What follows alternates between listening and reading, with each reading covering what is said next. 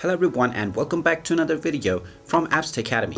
In this video, I'm going to show you how to block a group chat on your Facebook account. So let's get started right away.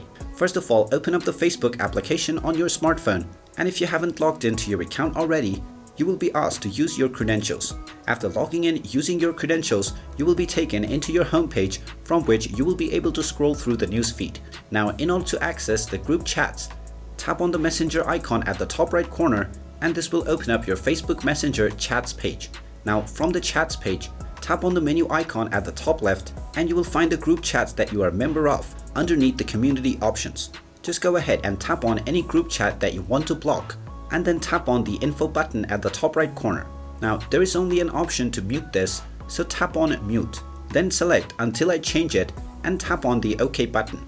Now go back from the title page and you will be able to access the chat option. Tap on the chat page and now tap on the chat name at the top section.